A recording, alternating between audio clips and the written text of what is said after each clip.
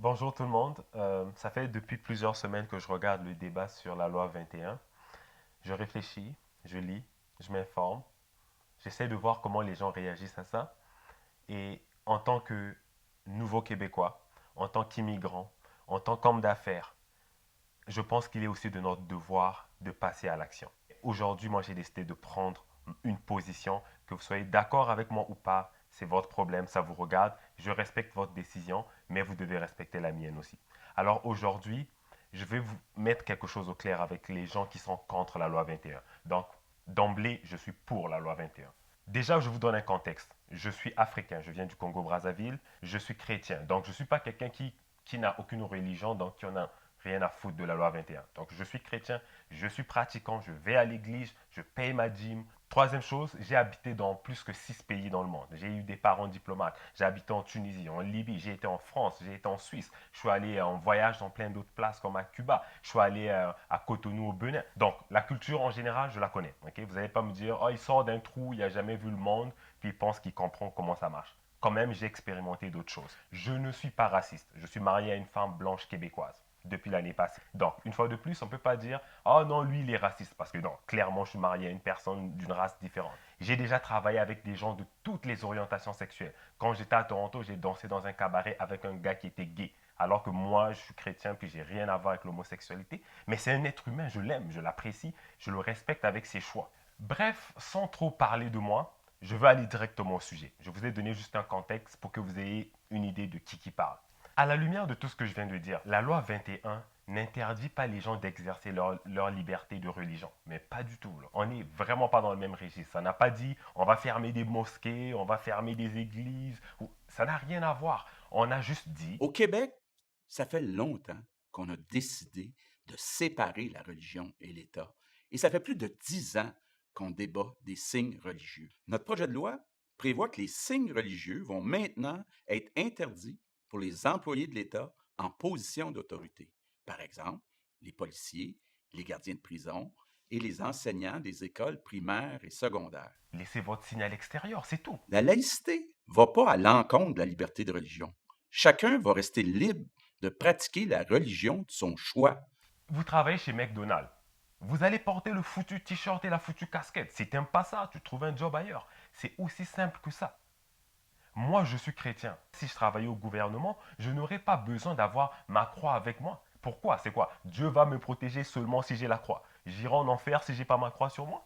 La religion, c'est ce qui se passe entre vous et votre Dieu. C'est votre spiritualité. Moi, je me considère même pas comme quelqu'un de religieux. Je me considère comme quelqu'un de spirituel.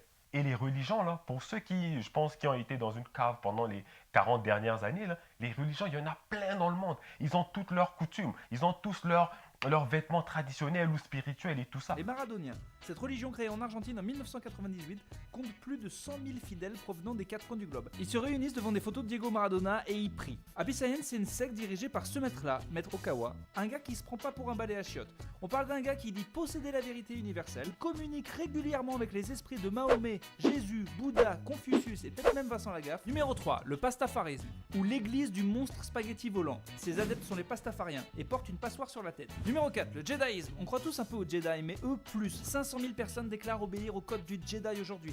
Numéro 6, le Nouobianisme. Le Nouobianisme, c'est une religion fondée par ce mec, Dwight York, et qui est à l'origine une association de défense des Afro-Américains musulmans, mais qui a un peu dérapé au fil des années. 7. Les Raéliens. Raël, de son vrai nom, Claude Vorillon, est un Auvergnat qui était pilote de course, puis chanteur, maintenant gourou de la secte des Raéliens. Oui, c'est pas trop cassé le cul pour le nom. Les Raéliens pensent que les extraterrestres qu'ils appellent Elohim ont créé la vie sur Terre, qu'on peut cloner les gens, et d'ailleurs ils affirment qu'ils l'ont déjà fait. Et surtout, ce qui est important dans le mouvement des Raéliens, c'est le cul. Alors ça y va mon salaud. Numéro 8, le dudéisme. Une religion inspirée du personnage joué par Jeff Bridges dans le chef-d'œuvre The Big Lebowski. Les préceptes sont simples, ne pas trop bosser, dormir quand on en a envie, jouer au bowling et boire des Russes blancs. Et c'est tout. Bon, imaginez si tous ces gens que vous venez de voir décidaient de ramener leur truc au travail. Je sais pas, moi, je suis juge, puis je décide de pousser une barbe de ouf avec des branches attachées sur mes cheveux parce que c'est ma nouvelle religion. On finirait comment? Et en plus, ça c'est juste le début. Les religions, c'est comme toutes les autres choses, ça évolue. Il y a des nouvelles qui rentrent dans le marché. Dans 10 ans, si un gars décide de dire que moi, ma religion, c'est le nudisme, alors je vais aller au gouvernement tout nu, ça donne quoi? On ne vous interdit pas d'exercer votre religion, s'il vous plaît. Ben, je suis pas mal tannée, là. Là, M. Legault, il a dit qu'il voterait à nouveau pour ça. Là. Je suis d'accord avec lui. Regarde, moi, je suis un immigrant, OK? Je suis d'origine française. Je pense que quand tu es un immigrant, c'est comme si tu es invité dans une maison. Tu dois te respecter les us et coutumes des gens qui t'accueillent. La religion, je pense que c'est une affaire personnelle. Priez quand vous voulez, c'est votre problème, ok? On vous dit juste que si vous travaillez pour le gouvernement, vous êtes en position d'autorité, s'il vous plaît, soyez neutre. Pour pas qu'on dise comme, eh, mais le juge, il a un turban, puis le gars avec qui je me bats en justice, c'est la même religion, c'est pour ça qu'il a gagné, parce qu'ils sont dans la même religion. On veut juste éviter ça. It's just common sense. En québécois, ça s'appelle le bon sang québécois. La culture québécoise, c'est une identité francophone propre qui s'est construite suite à un abandon de la France et par une domination anglaise puis canadienne qui a créé une nation. Il y a plusieurs autres dates qui font écho à ce débat sur la laïcité. Je commence comme ceci. D'abord, je tiens à remercier la petite demoiselle qui avait un chandail rouge là-bas, là. Ils me font manger de la poutine, ils me font manger du sirop d'érable. Je trouve que vous êtes une vraie belle jeunesse. Je suis ici en tant qu'ancien adepte du yoga. Arrêtez de nous écœurer avec votre pseudo-liberté. Si vous savez pas quoi dire, fermez-vous le clapet. Une autre chose, vous êtes absolument libre de faire ce que vous voulez dans la vie, ok? Si ça ne vous tente pas de vivre dans un pays où on veut que l'État soit laïque et séparé de l'Église ou de la religion, vous prenez votre sac, vous allez à l'aéroport, vous prenez un billet, vous allez dans plein d'autres pays, il y en a plein. Où est-ce que l'État et la religion sont encore ensemble? Ici, il y a eu une histoire malheureusement. Le peuple québécois s'est battu pour avoir ses droits, pour être capable de se séparer de l'Église catholique qui, je ne rentrerai pas dans les détails, n'ont pas été des enfants de cœur. Donc vous, si vous venez puis vous oubliez le contexte des gens qui ont toujours habité ici et vous vous actez comme si ils devraient écouter qu'est-ce que vous avez à dire, ayez un peu de respect, un peu de considération. Nous nous sommes débarrassés de la mainmise de la religion sur notre vie politique au Québec et pour éviter que n'importe quelle autre religion vienne combler le vide, c'est maintenant qu'il faut le faire. On vous invite chez quelqu'un. Suivez au moins les règles de la place où on vous a invité. Comme un principe fondamental du Québec, et puis la laïcité est définie très correctement par 4 principes. Concrètement, ce projet de loi affirme que l'État québécois est laïque et que cette laïcité repose sur 4 grands principes. Le premier, la séparation de l'État et des religions. Le deuxième, la neutralité religieuse de l'État. Le troisième, l'égalité de tous les citoyens et citoyennes. Et le quatrième, la liberté de conscience et la liberté de religion.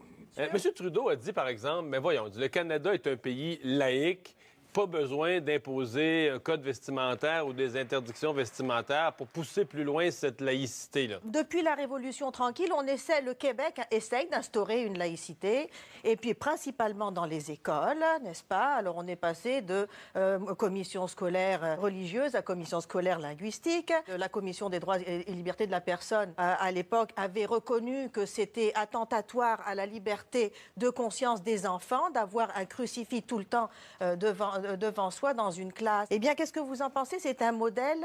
Alors, si la croix au mur est attentatoire à la liberté de conscience des enfants, que dire des enseignantes et des enseignants? Alors, les gens, là, ils ne comprennent pas comment ça se fait, comment on a sorti les croix, les soutanes, etc. des écoles et que la religion revient par l'intermédiaire des enseignants. Et puis, il ajoute que l'école publique n'est plus neutre si le corps enseignant ou les membres de la direction affichent ouvertement leur adhésion à une religion, à l'athérisme. Au fond, il dit, dans le fond, qu'un signe religieux, pour les enseignants et peut-être les directions d'école, c'est comme une vitrine, dans le fond, d'une croyance religieuse et que les enfants doivent mettre à l'abri de... Vous êtes musulmane, vous êtes dans le milieu de l'enseignement, mais vous ne portez pas le voile. Pourquoi? Parce que ça ne fait pas partie de mes convictions. C'est pas un genre de modèle que j'aimerais leur donner. Je trouve qu'il est très important, quand je suis à l'école, les enfants n'ont pas à savoir quelles sont mes croyances religieuses, quelles sont mes croyances politiques, quelles sont mes croyances spirituelles. Absolument pas. Moi, je trouve que son projet doit être plus loin que ça, parce qu'il a mis de côté les écoles privées.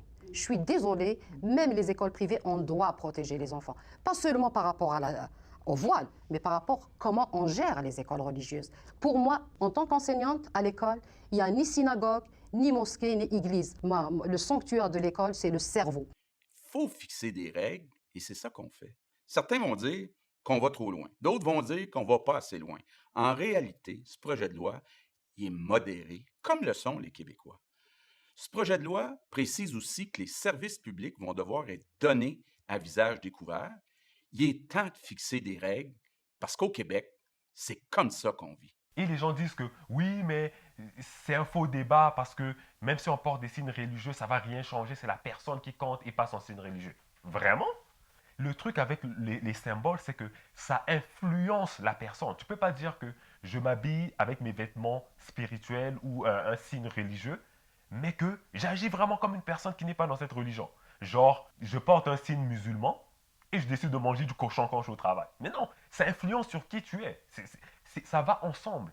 C'est ça que les gens oublient. Quand tu as un signe religieux, c'est pas juste le signe. C'est toi l'individu, tes valeurs. Par exemple, moi, avec la religion dans laquelle je fais partie, le vol, c'est quelque chose qu'on ne fait pas à la base. Un bon chrétien ne vole pas. Donc, quand je vais agir, si je travaille au gouvernement, je vais agir de la même façon. Donc, ma spiritualité, mes croyances vont influencer ma façon d'agir. Je vais être contre les gens qui volent. Je vais dénoncer les gens qui volent. C'est comme ça que ça fonctionne. Fait que vous ne pouvez pas dire qu'il y a une séparation totale entre l'individu et puis le signe qu'il a. Puis en plus, il y a des signes qui sont dangereux pour tous les Québécois qui sont ici puis qui ferment leur gueule. Vous êtes toujours en train de vous plaindre qu'il y a des gens qui quittent l'étranger, puis qui viennent ici, puis qui commencent à prendre la place, puis qui pensent qu'ils sont chez eux, qui ont le droit de faire ce qu'ils veulent. Là, vous avez une opportunité d'ouvrir vos gueules. Puis vous êtes là, pacifique, en train d'attendre, puis de regarder le débat, puis de voir des étrangers, des immigrants venir vous imposer leurs lois. À la fin de la journée, vous avez intérêt à ne pas vous plaindre, parce que c'est votre droit. Il est où, là, le patriotisme québécois? Il est où? Là, vous avez l'opportunité de défendre vos convictions. Faites-le. Faites-le dans le respect. Moi, aujourd'hui, toutes les personnes qui m'écoutent en ce moment, si vous êtes contre la loi 21, je respecte votre opinion. Vous avez le droit.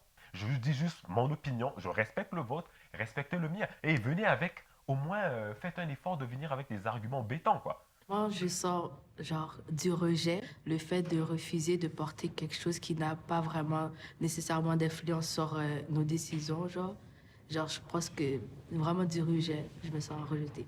Est-ce qu'il y a plusieurs personnes qui se sentent rejetées ici par ça?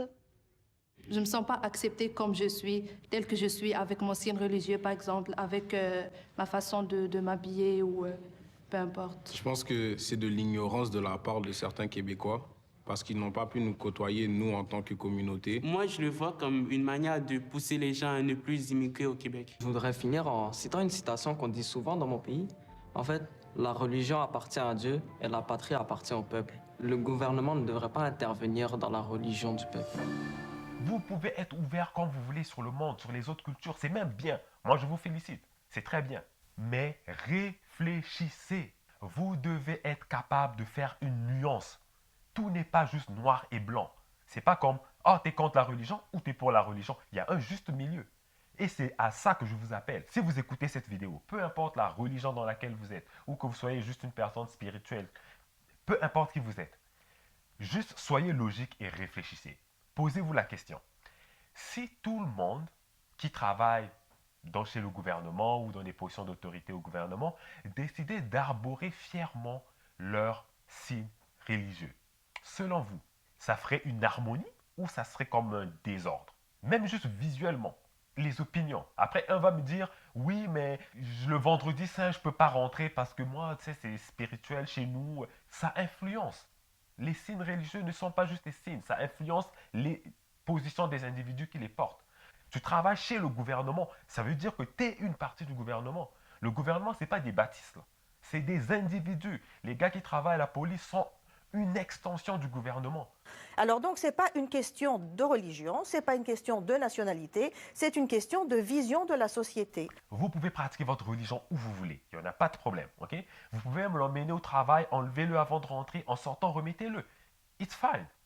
Vous n'allez pas mourir. Vous n'allez pas voir un trou qui va apparaître devant vous, puis Satan va vous dire « Ouais, tu vas en enfer tout de suite parce que tu as enlevé ton signe pendant 5 minutes. » Franchement, le Québec ne sera jamais libre si les Québécois n'ont pas de colonne. Mais là, il faut que ça arrête. Repartez encore plus loin. Vous allez voir comment les ancêtres des Québécois se sont battus pour la langue française. Il y en a qui ont décidé de mourir pour ça. Puis aujourd'hui, on est sur nos téléphones. On a une possibilité maintenant de s'affirmer. Non, on ne veut pas de problème. On ne veut pas froisser les gens. On est gêné de dire ce qu'on veut. So what? Puis vous êtes fiers de vous? En plus, on voit nos voisins, les Canadiens, qui disent que ouais, le reste du Canada s'oppose à cette loi. Mais on n'en a rien à foutre. C'est votre problème, c'est votre vie. Faites ce que vous voulez. Nous, on fait ce qu'on veut. On n'est pas comme vous. faut que ça soit clair. Les Québécois ne sont pas comme les Canadiens. On est différents, on a une culture différente et on vit différemment les choses. Quand on va chez vous, on respecte votre façon de faire les choses. Ici, c'est chez nous, on fait ce qu'on veut. Moi, j'ai habité en Ontario, j'ai appris l'anglais, je me suis intégré. C'est comme ça que ça fonctionne en Ontario. J'ai fait ça. Et je suis revenu au Québec, je suis bilingue. Qui en a profité? C'est moi. Les gens qui viennent ici, pourquoi vous ne pouvez pas faire la même chose? Vous venez chez quelqu'un, leur religion, c'est celle-ci, respectez-la. Ils ont dit qu'ils ont eu une longue histoire avec la religion. Ils ont décidé de prendre un espace avec la religion quand il s'agit du gouvernement. Respectez ça. Toutes les personnes qui disent que ouais, moi je voudrais aller dans la police, puis j'ai un voile, puis à cause de cette loi, je ne pourrais pas y aller. Puis c'est le seul emploi que tu peux trouver sur cette planète. Vraiment. C'est le seul emploi que tu peux trouver. Puis à cause de ça, les gens exagèrent. Ils disent maintenant, à cause de ça, je n'aurai plus d'avenir ici, j'aurai plus d'emploi. Mais on n'a jamais dit que tu n'auras plus d'emploi. On a juste dit que si tu décides de choisir ça comme emploi, ben, il faut que tu acceptes le mode d'emploi qui vient avec. Que si tu acceptes de travailler pour le gouvernement, tu acceptes de prendre ça comme emploi, il faut que tu acceptes les conditions qui viennent avec. Tu ne peux pas décider de travailler pour le gouvernement et faire absolument ce que tu veux. Ça sera quoi la suite? Tu peux rentrer à midi si tu veux, au lieu de rentrer à 8 h le matin? C'est quoi? Tu vas rentrer en pyjama parce que toi, je sais pas, tu as eu un week-end super off? Mais non, il faut accepter que notre liberté a des limites. On ne peut pas avoir une liberté infinie. Il faut bien qu'on mette des points de repère. On est dans une société. Et une société, pour qu'elle fonctionne bien, il faut qu'il y ait des limites. S'il n'y a pas de limites, ben on n'est pas mieux que des singes bamboulas en Afrique. L'idée ici, c'est que il faut qu'il y ait des restrictions sur certaines choses. Le plus important, c'est que ce ne soit pas des choses qui sont extrêmes. Par exemple, qui disent que si vous êtes dans une religion, vous travaillez pour le gouvernement. Ça serait extrême. Ça, même moi, je m'opposerais à ça. Parce que derrière la religion ou la croyance de la personne, elle est un individu. Elle a le droit, si elle a les connaissances, d'exercer cet emploi. Mais là, c'est même pas ça qu'on dit. On ne dit pas que si vous êtes dans une religion, vous travaillez pas au gouvernement. On dit juste que votre signe, gardez-le chez vous. On n'a pas besoin de voir votre poignard. Parce que franchement, si on commence avec ça, c'est quoi? Les Asiatiques vont aussi apporter leur katana? C'est quoi la suite, genre? C'est quoi? Moi, je suis africain, puis je travaille au gouvernement, je vais apporter mon masque, puis dire que chez moi, dans ma tribu, ça a toujours été ça. J'ai mes affaires de vaudou, puis il faut qu'on respecte ça. Oh non, mais franchement. Il y a une chose très importante auquel il va falloir vraiment faire attention dans ce débat, c'est l'exagération. Les gens, excusez-moi le terme, qui sont trop émotifs ou un petit peu moins intellectuels ont tendance à aller dans l'exagération. C'est-à-dire qu'ils prennent un petit fait et, comme on dit en anglais, they blow it out of proportion. Ils grossissent tellement à l'échelle qu'on pense que ça devient une affaire radicale, puis extrêmement dangereuse, puis que c'est la fin du monde. Puis là, vous allez rusher contre une petite centaine de madames là, parce qu'ils portent un hijab, là, puis qui sont bien pudiques, puis qui sont dans leurs affaires, puis qui veulent faire les choses là, selon leur manière puis leurs principes, tout en s'intégrant, puis qui vont enseigner ou qui vont peut-être aller faire un peu de politique, tout ça. Hein, vous allez dire, non, ils sont corrompus, ils peuvent pas être compétents, ce monde-là. Ben non, ils vont mettre des idées dans la tête de nos enfants. Hey, on se plaint qu'on perd nos valeurs. Tu manges-tu du castor, toi, tabarnak, encore? Tu manges-tu comment est-ce qu'il y en a qui mangent encore des plats traditionnels? Qui mange des bines? Puis tu penses quoi? Tu penses qu'un hamburger puis un hot dog, c'est traditionnel, ça? Boire ton coke, c'est traditionnel, ça? Tu te l'as fait fourrer dans le cul par l'américanisation. Hein, think big! Vous êtes tous rendus des estis Lévis Graton, vous êtes tous en train de le garder là, vous vous faites fourrer de l'autre bord, Chris. Présentement, le Québec se fait tellement fourrer esti par ces politiciens corrompus que moi, personnellement, dans ma façon de voir les choses, quelqu'un se fait rentrer une aussi grosse affaire que ça dans le cul, ben il explose, tabarnak! On pense que ça devient une affaire radicale, puis extrêmement dangereuse, puis que c'est la fin du monde. Dans ce débat-ci, on ne voit que de ça. C'est triste. On est des gens intellectuels, on est intelligents, on est capable de se contrôler. Pourquoi on est tout de suite dans les gros extrêmes du genre que c'est contre les musulmans? Mais ça n'a rien à voir avec les musulmans, c'est toutes les religions ensemble. Ça n'a rien à voir avec les chrétiens, ça n'a rien à voir avec les juifs, ça n'a rien à voir avec votre religion spécifique, ça a à voir avec tout le monde. Et je vous garantis que si vous laissez votre signe religieux à la maison, vous n'allez pas mourir. Vous allez revenir la même journée, vous serez encore vivant, puis votre cœur va être en train de battre, comme d'habitude. L'autre chose à laquelle il va falloir vraiment faire attention, c'est la logique. Quand on rentre dans des débats comme ceux-ci, on dirait qu'on revient à l'état animal. On perd notre logique. On dit des choses qui font aucun sens, qui n'ont ni tête ni queue, qui n'ont aucune structure. On a des arguments qui tiennent même pas la route, quoi. Moi, avant de prendre la parole, j'ai décidé de bien réfléchir à mon propos, puis de bien peser le pour et le contre et de voir le futur. Je suis en innovation. L'innovation, ça traite aussi avec le futur. C'est pas de voir juste les conséquences actuelles, mais de voir les conséquences futures. Je vous le dis, votre religion, elle vous appartient. Vous pouvez la pratiquer n'importe quand, il n'y a pas de problème. C'est juste, quand vous êtes au boulot, chez le gouvernement, s'il vous plaît, juste laissez ça de côté. C'est juste quelques heures. Après, vous faites ce que vous voulez. C'est juste ça qu'on vous demande. Parce que dans le futur, il y en aura de plus en plus de religions, comme celle-là, ou celle-là, et même celle. Et on ne veut pas se retrouver avec un bordel de religion, un cocktail de ouf. Oh, en passant, si vous posez la question de savoir si moi je suis de la CAQ ou pas du tout. C'est juste une loi qui fait du sens. Même si c'est n'importe quel parti qui l'avait proposé, moi je trouve que ça fait du sens, je l'adopte. Et il y a des gens dans ce débat, malheureusement, qui commencent à emmener ça comme étant une position politique. Mais ça n'a rien à voir. Ça a à voir avec une décision qui va affecter tout le monde. Fait que tu sois de gauche ou de droite ou du centre ou de je sais pas quoi, c'est ton problème, ça te regarde. Mais ça ici, c'est nous qui allons vivre avec ces conséquences-là. Donc je vous demande vraiment de réfléchir, de bien mûrir votre réflexion avant d'ouvrir vos gueules. Moi, je veux faire partie de cette nouvelle génération qui non seulement veut réussir, mais faire une différence. Et faire une différence, ça passe par ce genre de choses. Quand tu as une opinion sur un sujet qui est important pour la culture, pour le pays dans lequel tu vis, tu as une responsabilité de parler, de poser une action, que ce soit pour ou contre. Tant que tu n'es pas un extrémiste, tant que tu ne te mets pas à insulter l'intelligence de tout le monde. Je respecte votre avis, mais je voudrais simplement que vous y pensez 2 fois. Vous soutenez M. Legault? Dites-le. Faites pas comme s'il n'y avait rien qui se passait. Dites-le. En ce moment, les médias sont bourrés d'informations contre la loi 21. Ça donne l'impression qu'on dirait que tout le monde est contre la loi. Mais la vérité, c'est que ce n'est pas vrai. Il y a plein de monde qui sont pour la loi, mais zip, ils ferment leur gueule. Ayez des couilles. Parlez. C'est le moment. Honnêtement, j'aurais encore plein de choses à dire. Mais pour l'instant, je vais m'arrêter là et je terminerai par dire « Vive le Québec libre et indépendant ». Merci, bonsoir.